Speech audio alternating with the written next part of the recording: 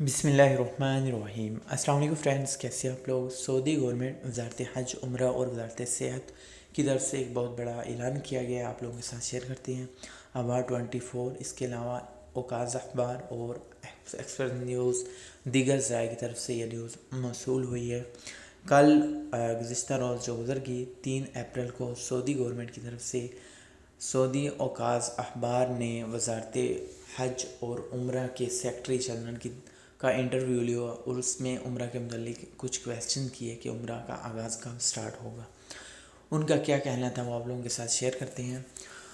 آپ لوگ جانتے ہیں کہ سعودی گورنمنٹ میں اس ٹائم حج 2020 ختم ہو چکا ہے، کمپلیٹ ہو چکا ہے۔ تقریباً 10,000 کے قریب بہت محدود پیمانے پہ لوگ تھے جنہوں نے حج ادا کیا، اور بہت زیادہ سیفٹی رکھ کے، بہت زیادہ احتیاطی تدابیر اپنا کے۔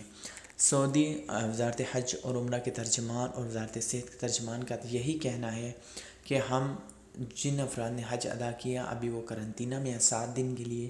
جب وہ قرنطینہ سے اپنے گھر کے لیے جائیں گے پھر ہم دیکھیں گے کہ سعودی عربیہ گورنمنٹ نے جو حج کے لیے اقدامات کیے، کیا اس کا مثبت اثر ہوا، کیا وائرس کے کیسز ریکور ہوئے، کیا وہ افراد جن نے حج ادا کیا ان میں کوئی ایسی چانسز تو نہیں وائرس کے دوبارہ، اور سعودی گورنمنٹ کی اعلان کا انتظار ہوگا۔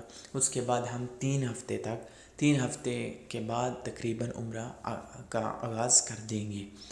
جو سعودی عربیہ کے اندر افراد موجود ہیں سب سے پہلے وہ عمرہ ادا کریں گے، اس کے بعد سعودی عربیہ کے باہر اگر فلائٹیں اوپن ہو جاتی ہیں جلدی تو پھر وہ بھی عمرہ، انٹرنیشنل عمرہ بھی سٹارٹ ہو جائے گا۔